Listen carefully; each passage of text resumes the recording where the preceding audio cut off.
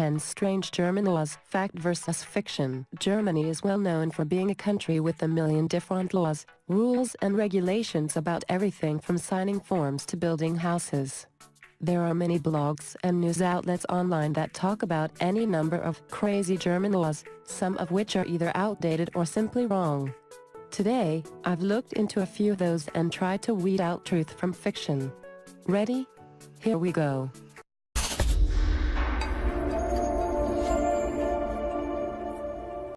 1. It is illegal to run out of fuel on the Autobahn. True. As a motorist in Germany, you have to observe a gamut of laws.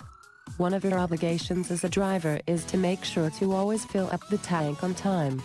Especially when driving on the Autobahn, Germany's world-famous speed limit-free highway system. This can become a problem because it's forbidden to stop.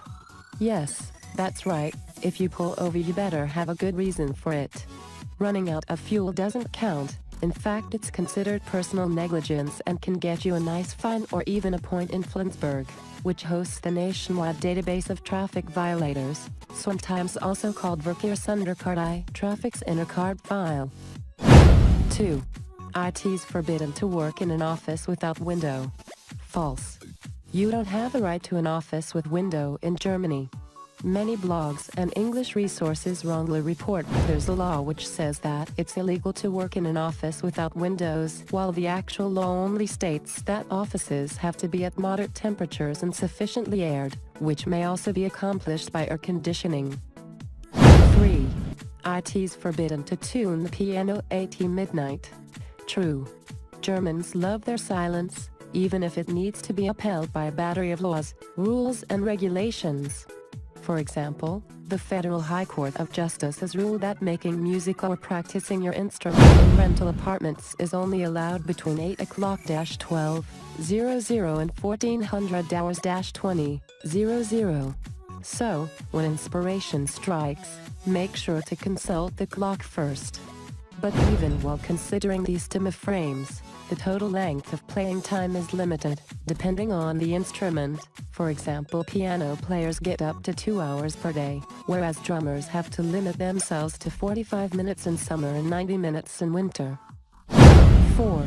It is forbidden to keep urns at home. True. The German law of Friedhofschwang, cemetery compulsion, demands that any mortal remains have to be deposited in a designated space, that is either on the cemetery or as part of an official burial at sea.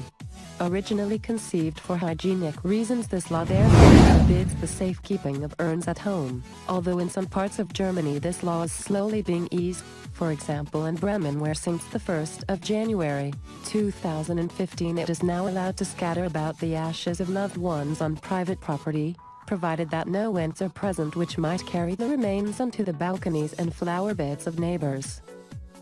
5. It is illegal to hang the laundry on Sunday. False. There's a myth floating around on the internet that there's a German law which forbids the hanging of laundry on Sundays. There may be individual rental contracts or house rules which include this regulation, but there is in fact no national German law about this. Of course it could still happen, especially in particularly religious areas, that some people might object to this display of mundane work on the Lord's Day, but as long as your contracts or the house rules don't mention it, hang away. 6. It is illegal to sing the first verse of the German national anthem. False. The Lieder Deutschen, Song of the Germans, has been the national anthem since 1922. Under the rule of the Nazis, only the first verse was used, which begins with Germany, Germany above everything. At the end of World War II, this song was temporarily banned by the Allies for obvious reasons. In modern Germany, there is in fact no law against singing this verse, but whoever does belt it out in public will usually be disdained for the flirting with Third Reich ideologies. 7. It is forbidden to make noise at lunchtime. False. Contrary to popular opinion, there is no unified national law regulating the Mittagsruhe, quiet time around lunch.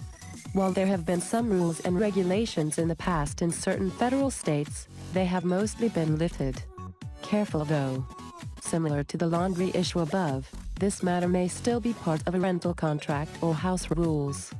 Also, there are still several general rules around alarm shuts, noise control, but these are mostly limited to Sundays between 1300 hours-1500. 8. A pillow is considered a passive weapon.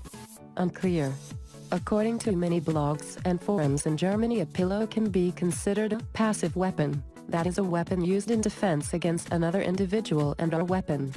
I've tried finding proof for this. Outcome of empty so far. Curiously, there seems to be one case where a man in Cologne lost a tooth in a pillow fight and tried to sue but failed. If anyone knows more about the legal situation of pillow fighting in Germany, please post it in the comments below, preferably with a direct quote from the legal text. 9.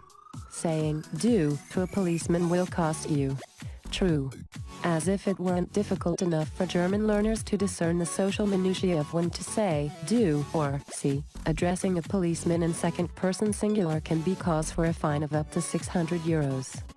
Furthermore, there's a whole list of swear words and their corresponding fines, based on previous offenses. For example, "depp," "blöd," or "idiot," will cost in between 15-30 daily rates. That is, the fine depends on your income, so the more you earn the more you pay. Thus sticking out your tongue can quickly cost you about 150 euros, whereas flipping the bird soon gets you up to 4,000. 10. It's forbidden to wear masks in public. False. It's not generally forbidden to wear masks in public, a good example being the carnival.